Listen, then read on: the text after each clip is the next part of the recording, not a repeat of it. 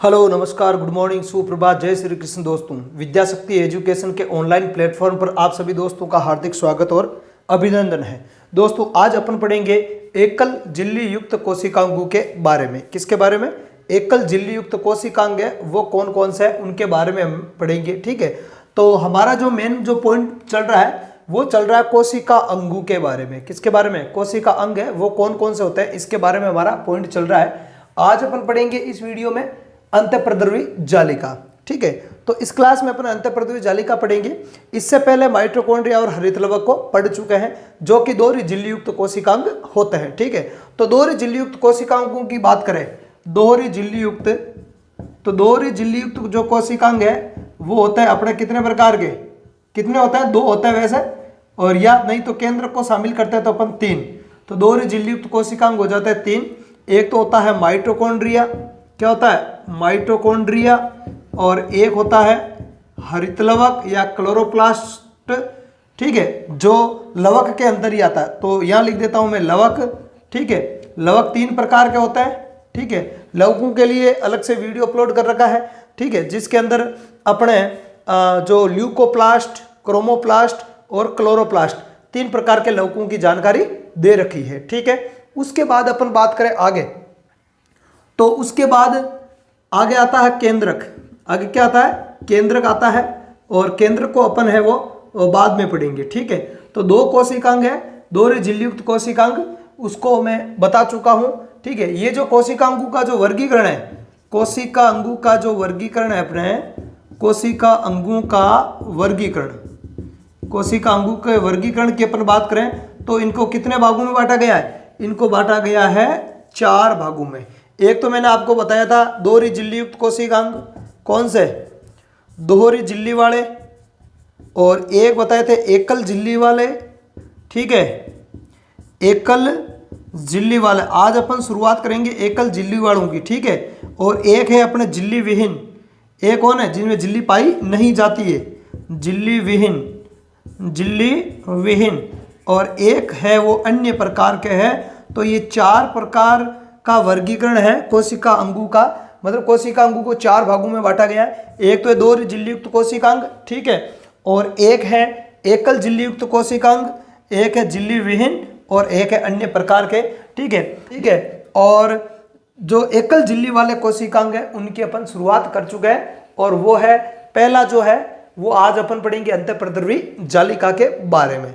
तो अंतःप्रद्रवी जालिका क्या होती है इसको अपन देखते हैं। देखो, जब भी माइक्रोस्कोप में कोशिका को देखा जाता है, तो जब अपन माइक्रोस्कोप में कोशिका को देखते हैं तो केंद्रक और कोशिका झिल्ली के बीच में एक जाल समान संरचना पाई जाती है। किसके समान? एक जाल के समान संरचना पाई जाती है। किसके बीच में?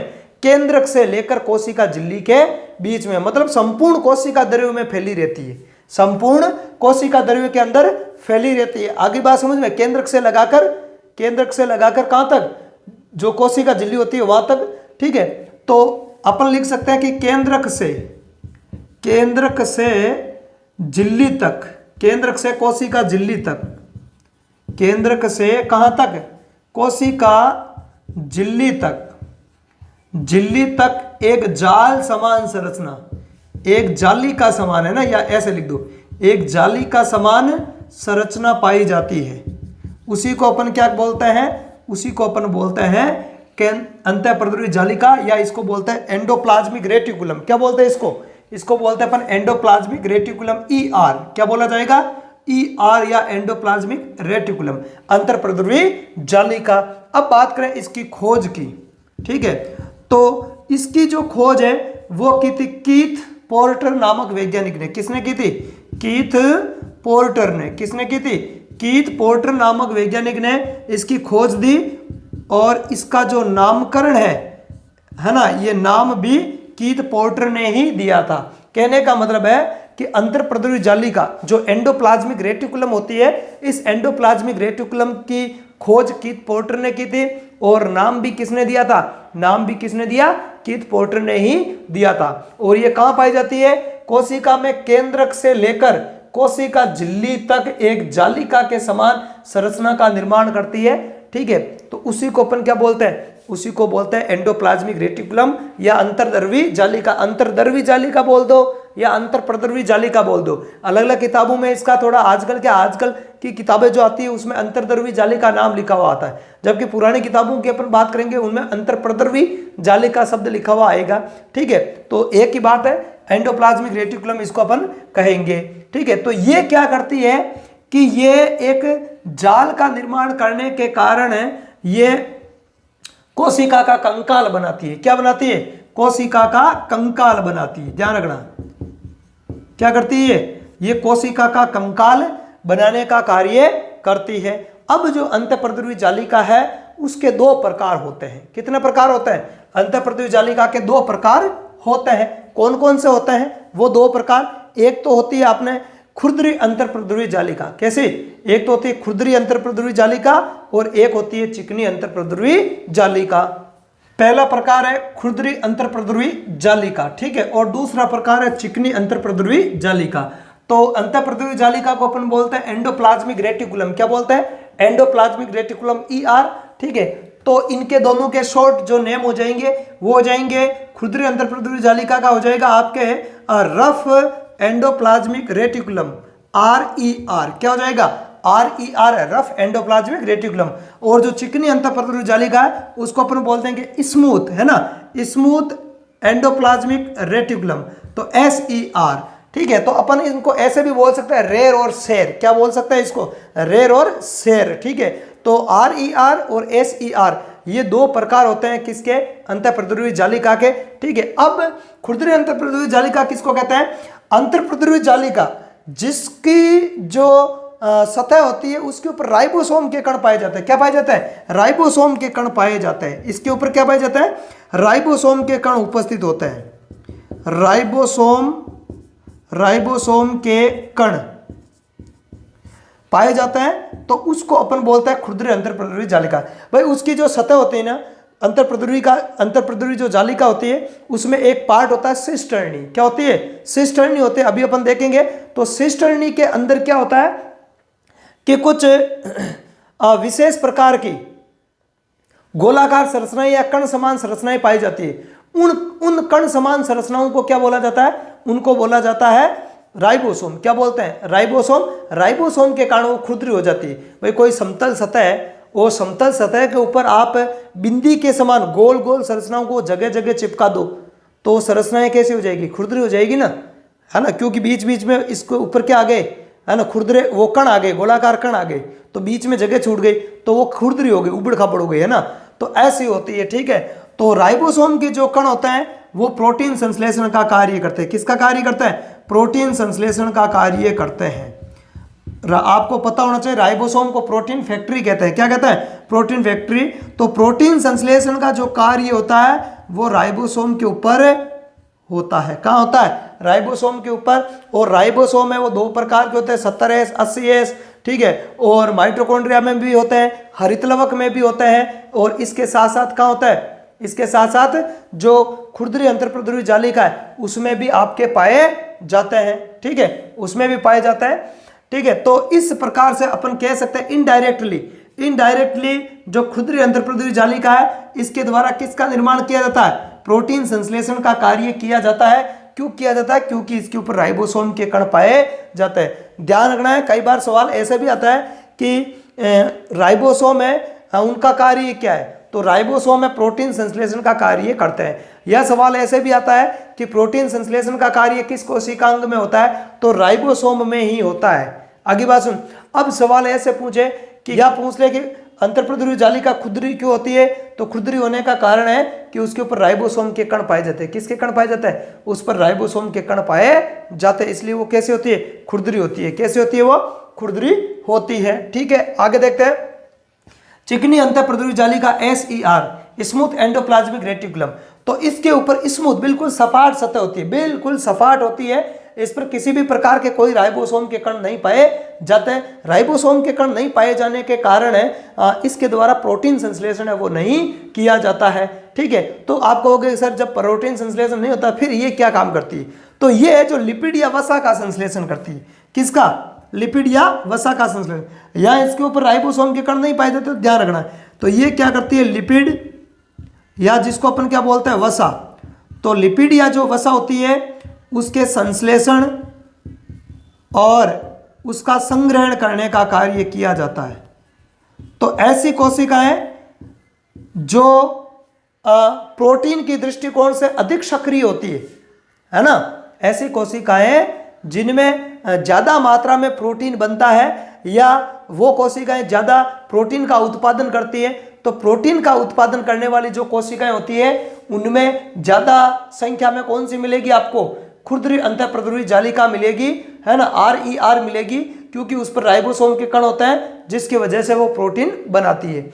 और अगर अपन बात करें, किसकी बात करें, अपन बात करें इसकी चिकनी अंतःप्रद्रवी जालिका की बात करें, तो इस पर राइबोसोम के कण नहीं पाए जाते हैं, ठीक है। और ये उन कोशिकाओं में ज़्यादा पाई जाएगी जो प्रोटीन का संश्लेषण नहीं करती है, बल्कि जो तेल है या वसा है उनका संग्रहण करने का कार्य करती है, ठीक है। तो ऐसे कोशिकाओं के अंदर इस प्रकार की जो अंतःप्रद्रवी जालिका है वो अपेक्षाकृत ज़्यादा संख्या में पाई जाएगी।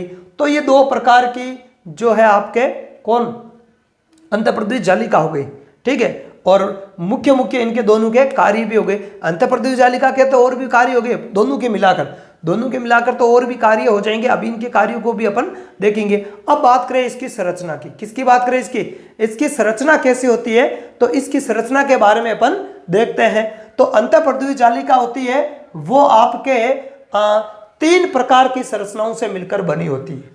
केंद्रक से लेकर कोशिका झिल्ली तक बिखरी पड़ी रहती है, एक जाल समान संरचना का निर्माण करती है और 3 प्रकार की संरचनाओं से मिलकर बनी होती है।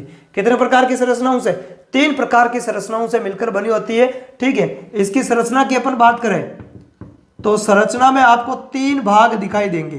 कितने भाग दिखाई देंगे, 3 भाग आपको दिखाई देंगे। एक भाग अपन जिसकी बात करें तो वो है आपके सिस्टर्नी, क्या है, सिस्टर्नी। और दूसरा जो भाग होता है उसको अपन बोलते हैं वेसिकल्स, क्या बोलते हैं, वेसिकल्स, ठीक है, वेसिकल्स। और तीसरा जो भाग होता है उनको बोलते हैं अपन बुल्स। तो ये जो ट्यूबल्स होती है जिनको अपन क्या बोलते हैं, नलिकाएं, क्या बोलते हैं, नलिकाएं बोला जाता है। जो ट्यूबल्स होती है उनको अपन हिंदी में क्या बोल देंगे, हिंदी में बोल देंगे इनको अपन नलिकाएं बोल देंगे। और जो सिस्टर्नी होती है उनको अपन कुंडिकाएं बोलते हैं, क्या बोलते हैं इनको अपन बोलते हैं कुंडिकाएं, क्या बोलते हैं, कुंडिकाएं बोलते हैं। और इनको बोला जाता है पुट्टिकाएं, क्या बोलते हैं, पुट्टिकाएं। तो तीनों की जो संरचना है, ठीक है, वो कैसी कहाँ होती है, तो उसको आप जो है वो डायग्राम में देख सकते हो, ठीक है। ट्यूबल्स नलिकाकार संरचनाएं आपको डायग्राम में दिखाई दे रही है, ठीक है। इसके अलावा जो गोल गोल जो संरचनाएं दिखाई दे रही है, ठीक है, वो है आपके कौन, वेसिकल्स या पुट्टिकाएं। इसके अलावा चपटी जो संरचनाएं दिखाई दे रही है, लंबी चपटी संरचनाएं, ठीक है, पटनुमा है ना, तो वो संरचनाएं आपका क्या कहलाएगी, वो कहलाएगी आपके कुंडिकाएं या सिस्टर्नी के नाम से जानी जाएगी।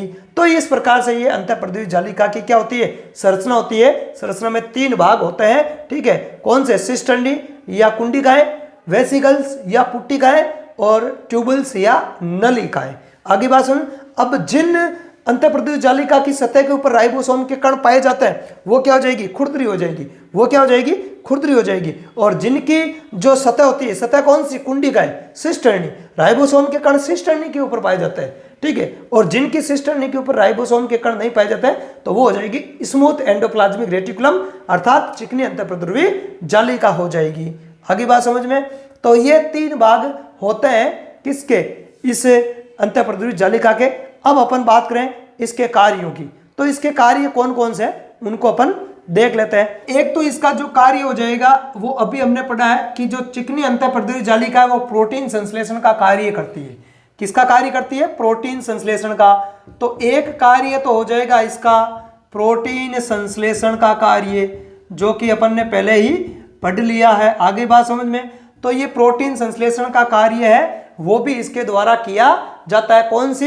कौन सी, खुरदरी अंतःप्रद्रवी जालिका ये कार्य करती है। इसके अलावा अपन बात करें दूसरा कार्य, तो दूसरा कार्य ये हो जाएगा अपने कि चिकनी अंतःप्रद्रवी जालिका है वो वसा, ग्लाइकोजन इत्यादि जो पदार्थ होता है, वसा है, ग्लाइकोजन है, ठीक है, ग्लाइकोजन, इस प्रकार के पदार्थों का, आदि पदार्थों का क्या करती है, आदि का संश्लेषण करती है। आदि का क्या करती है, संश्लेषण भी करती है और कुछ समय के लिए संग्रहण भी करती है, ठीक है। संश्लेषण व संग्रहण, संश्लेषण व संग्रहण है वो भी इनके द्वारा किया जाता है। स्टेरॉइड हार्मोन, स्टेरॉइड जो हार्मोन होता है, स्टेरॉइड प्रकृति के हार्मोन, ये ग्रुप है हार्मोनों का, है ना, किसी एक हार्मोन का नाम नहीं है स्टेरॉइड। स्टेरॉइड प्रकृति के हार्मोन होता है, हार्मोनों का भी वर्गीकरण है। भाई साइंस जितनी पढ़ो उतनी लंबी है, अपने को तो जनरल साइंस के हिसाब से चलना है, ठीक है। अपन सबसे पहले जनरल साइंस का सिलेबस ही करेंगे, ठीक है। तो आपको बस इतना ही ध्यान रखना, स्टेरॉइड प्रकृति के हार्मोन है, इनका क्या करती है, संग्रहण करती है। इसके अलावा बात करें तो इसके द्वारा जो विभिन्न प्रकार की जो जैविक क्रियाएं होती है, उन जैविक क्रियाओं के लिए ये स्थान भी अवेलेबल करवाती है। जैविक क्रियाओं के लिए क्या उपलब्ध करवाती है, स्थान उपलब्ध करवाने का कार्य इसके द्वारा किया जाता है ना। तो एक कार्य ये हो जाएगा, जैविक क्रियाओं हेतु, जैविक क्रियाओं हेतु स्थान उपलब्ध करवाना, स्थान उपलब्ध करवाना, ठीक है, ओके। इस उपलब्ध करवाना पूरा लिख देता हूं, ठीक है। इसके अलावा इसके कार्यों की अपन बात करें तो एक कार्य और हो जाएगा, मोस्ट कार्य देखेंगे, सारे कार्य अपन यहां पर नहीं देखेंगे। तो एक कार्य इसका ये हो जाएगा कि ये कोशिका के केंद्रक से लेकर झिल्ली तक पाई जाती है, जाल बनाती है। तो जाल समान जो संरचना बनाएगी वो दोनों अंगों के बीच में कंकाल का निर्माण करेगी, ठीक है। तो ये कोशिका का क्या बनाती है, कंकाल, कोशिका का कोशिका का कंकाल क्या बनाती है, कंकाल बनाती है। क्या बनाती है, कंकाल बनाती है। आगे बात समझ में। इसके अलावा अपन बात करें इसका एक और कार्य देखें तो ये क्या करती है कि जीवद्रव्य में विभिन्न पदार्थों का जो परिवहन है वो इसके द्वारा किया जाता है। जीवद्रव्य के अंदर पदार्थ एक जगह थोड़ी रहेंगे, ध्यान रखना। जीवद्रव्य ऐसा नहीं कि कोशिका के अंदर जो जीवद्रव्य वो एक जगह स्थिर रहता है, जीवद्रव्य कभी भी स्थिर नहीं रहता है। जीवद्रव्य में बहुत सारे अणु, आयन गतिशील अवस्था में रहता है। तो कहने का मतलब ये गति की अवस्था में रहता है। हाँ, इसकी गति है वो बहुत धीमी हो सकती है, ये अपन कह सकते हैं, लेकिन ऐसा नहीं कि एक जगह पड़ा है, ऐसे कंडीशन नहीं होती है ना। लगातार ये सक्रिय अवस्था में रहता है, ठीक है। तो ये क्या करता है, क्या करती है, पदार्थों का परिवहन करती है, ठीक है। किसके बीच में, पदार्थों का परिवहन है, ये भी इसके द्वारा किया जाता है। अब ऐसा नहीं परिवहन है कि और का, पदार्थों का परिवहन कहाँ पाई जाती है, कोशिका के अंदर है, तो कोशिका के अंदर ही करेगी पदार्थों का परिवहन। आई बात समझ। तो कोशिका के अंदर विभिन्न प्रकार के जो पदार्थ होते हैं उन पदार्थों का इसके द्वारा क्या किया जाता है, परिवहन है वो किया जाता है, ठीक देता हूं मैं। प्लाज्मोडेस्माटा का निर्माण, प्लाज्मोडेस्माटा का निर्माण, प्लाज्मोडेस्माटा है दो कोशिकाओं के बीच में प्राशन सांद्रता या प्राशन सांद्रता का नियमन करने का कार्य करता है। प्लाज्मोडेस्माटा के कार्य पहले हमने पढ़ लिए, आगे बात समझ में। तो प्लाज्मोडेस्माटा आपको पढ़ना है, तो कोशिका जो झिल्ली है उसमें और कोशिका भित्ति वाले दोनों पॉइंटों में बता रखा है, उसको आपको पढ़ना है, ठीक है। तो प्लेलिस्ट में आपको जाना है, प्लेलिस्ट में बायोलॉजी की मिलेगी अलग से आपको प्लेलिस्ट। तो उस प्लेलिस्ट में वो सारे वीडियो अपलोड रिकॉर्डेड है, वो सारी क्लास है, तो उस क्लास को आपको देखना है, आगे बात समझ में। और चैनल पर आप नए हो तो सबसे पहले आपको चैनल को सब्सक्राइब करना है, लाइक करना है, और अच्छा लगे तो दोस्तों में इसको शेयर भी करना है, आगे बात, ठीक है। तो ये होते हैं इसके मुख्य कार्य, आगे बात समझ में, ठीक है। तो ये अंतःप्रदेश जालिका के कार्य होते हैं, प्रोटीन संश्लेषण का, वसा, ग्लाइकोजन, स्टेरॉइड प्रकृति के हार्मोन आदि का संश्लेषण, और कुछ का क्या करती है, संग्रहण भी करती है। इसके अलावा जैविक क्रियाओं के लिए क्या स्थान उपलब्ध करवाती है, ठीक है। इसके अलावा कोशिका का क्या बनाती है, कंकाल बनाती है। इसके अलावा पदार्थों का क्या करती है, परिवहन करती है। इसके अलावा ये किसका निर्माण करती है, प्लाज्मोडेस्माटा का निर्माण भी इसके द्वारा। प्लाज्मोडेस्माटा का निर्माण केवल इसके द्वारा नहीं होता है, प्लाज्मोडेस्माटा का निर्माण है वो ईआर अंतःप्रदेश जालिका और जो कोशिका झिल्ली होती है, कोशिका झिल्ली और इनके जो और भी अन्य जो घटक होता है इनके द्वारा इसका निर्माण होता है, इसका प्लाज्मोडेस्माटा का निर्माण होता है, आगे बात समझ में? अपन ने जितना पढ़ा है उसको मैं एक बार फटाफट से आपके स्क्रीनशॉट के लिए नोट्स के रूप में लिख देता हूं, ठीक है। तो इसकी परिभाषा क्या होगी? कोशिका झिल्ली एवं केंद्र के मध्य एक पतली जालिका अनियमित कला का मतलब झिल्ली युक्त नलिकाओं के जाल के रूप में, किस रूप में? जाल के रूप में पाई जाती है। उसको अपन क्या कहता है? उसे अपन कहते हैं अंतःप्रद्रवी जालिका, ER एंडोप्लाज्मिक रेटिकुलम। क्या कहते हैं? एंडोप्लाज्मिक रेटिकुलम इसको अपन कहते हैं। आगे है, यह एक एकल झिल्ली युक्त, ध्यान रखना, एकल झिल्ली युक्त कोशिकांग है, ठीक है। इसकी खोज और नामकरण भी, ठीक है, खोज और नामकरण भी कीथ पोर्टर ने की थी। तो इसकी खोज किसने की? कीथ पोर्टर ने, नाम भी कीथ पोर्टर ने। इसका निर्माण जो है वो 3 प्रकार की संरचनाओं से होता है, जो निम्न है। कौन कौन सी संरचनाएं? नंबर 1 सिस्टर्नी या कुंडिकाएं, नंबर 2 वेसिकल्स या पुट्टिकाएं, और नंबर 3 ट्यूबल्स या नलिकाएं, ठीक है। सिस्टर्नी या कुंडिकाएं क्या होती है? लंबी पतली चौड़ी चपटी संरचनाएं होती है, जैसा कि अभी आपको मैंने पहले चित्र में भी बताया था, ठीक है। इसके अलावा वेसिकल्स या पुट्टिकाएं क्या होती है? थैली समान गोलाकार संरचनाएं पाई जाती है, ठीक है, होती है ये। और ट्यूबल्स क्या होती है? नलिकाकार संरचनाएं होती है या नलिका के समान होती है। आगे बात करें तो आगे है अंतःप्रद्रवी जालिका जो है वो 2 प्रकार की होती है। कितने प्रकार की होती है? 2 प्रकार। अंतःप्रद्रवी जालिका के 2 प्रकार होते हैं। कितने प्रकार होते हैं? 2। एक तो आपके खुदरी अंतःप्रद्रवी जालिका, जिसको अपन बोलते हैं रफ एंडोप्लाज्मिक रेटिकुलम, ठीक है, रफ एंडोप्लाज्मिक रेटिकुलम RER, और एक है चिकनी अंतःप्रद्रवी जालिका जिसको अपन बोलते हैं SER, ठीक है, स्मूथ एंडोप्लाज्मिक रेटिकुलम, ठीक है। आगे देखते हैं अपन, वह अंतःप्रद्रवी जालिका जिसकी सतह पर क्या पाए जाते हैं? राइबोसोम के कण पाए जाते हैं, उसको अपन क्या कहते हैं? तो पाए जाते हैं, उसे कहते हैं खुरदरी अंतःप्रद्रवी जालिका, या अंग्रेजी में बोलेंगे इसको क्या? रफ एंडोप्लाज्मिक रेटिकुलम RER कहते हैं। यह प्रोटीन का कार्य, यह प्रोटीन संश्लेषण का कार्य करती है। किसका कार्य? प्रोटीन संश्लेषण का कार्य करती है। वह अंतःप्रद्रवी जालिका जिसकी सतह पर राइबोसोम के कण नहीं पाए जाते हैं, ठीक है, राइबोसोम के कण नहीं पाए जाते हैं, उसे क्या कहते हैं? उसे चिकनी अंतःप्रद्रवी जालिका कहते हैं, ठीक है, SER, स्मूथ एंडोप्लाज्मिक रेटिकुलम कहते हैं। यह वसा, किसका? वसा, ग्लाइकोजन, स्टेरॉइड प्रकृति के हार्मोन वगैरह जो है आदि का क्या करती है? संश्लेषण एवं संग्रहण का कार्य किया जाता है, ठीक है, संश्लेषण और संग्रहण का कार्य भी करती है। अब इसके प्रमुख कार्य कौन कौन से, तो उनको यहां पर दिया गया। पहला कार्य मैंने यहां लिखा आपके, ठीक है, पहला कार्य है कोशिका का अंत्य कंकाल बनाकर आकार, आकृति व दृढ़ता प्रदान करना। भाई अंत्य कंकाल, जैसे हमारे शरीर के अंदर क्या अंत्य कंकाल होता है, तो अंत्य कंकाल हमें क्या करता है? आलंबन प्रदान करता है, सहारा प्रदान करता है, हमें गति प्रदान करता है ना। तो ऐसे ही इसके अंदर अंत्य कंकाल है, उसको कोशिका को आकृति और आकार है जो है उसको बनाए रखने में सहायता करेगा। अपना अंत्य कंकाल निकाल दो तो क्या होगा? अपना शरीर लुढ़क जाएगा, एक पोटली बन जाएगी शरीर की, ठीक है। तो ऐसे ही ये कोशिका को आकार, जो भी आकार है कोशिका को, उसको बनाए रखने में सहायता करती है, ठीक है, आकृति व दृढ़ता प्रदान करती है। इसके अलावा बात करें तो वो अगला है आपके पदार्थों का परिवहन करती है। कोशिका झिल्ली और केंद्र के बीच पदार्थों का क्या करती है? परिवहन करती है। जैविक क्रियाओं हेतु स्थान अवेलेबल करवाती है। बहुत सारी जैविक क्रियाएं हैं वो अंतःप्रद्रवी जालिका की सतह पर होती है। किसकी? अंतःप्रद्रवी जालिका की सतह पर होती है, तो उन जैविक क्रियाओं के लिए स्थान अवेलेबल करवाती है।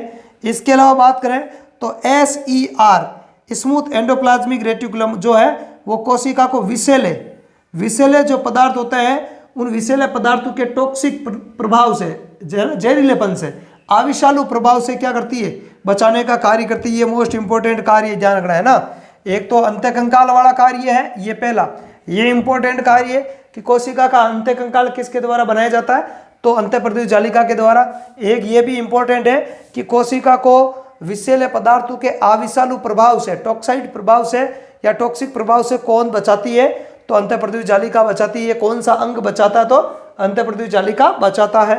ठीक है। इसके अलावा बात करें प्लाज्मोडेस्माटा के निर्माण में भी यह भाग लेती है। इसके अलावा प्रोटीन संश्लेषण का कार्य भी इसके द्वारा किया ही जाता है, वो तो मुख्य कार्य है। खुरदरी अंतःप्रद्युत जालिका जिन पर राइबोसोम पाया जाता है। इसके अलावा चिकनी अंतःप्रद्युत जालिका आपके वसा, ग्लाइकोजन, स्टेरॉइड आदि का क्या करती है, संश्लेषण और संग्रहण करने का कार्य करती है। तो ये 7 महत्वपूर्ण कार्य इसके लिख दिए हैं। इस वीडियो में अपन इतना ही पढ़ेंगे। ठीक है, धन्यवाद, जय हिंद।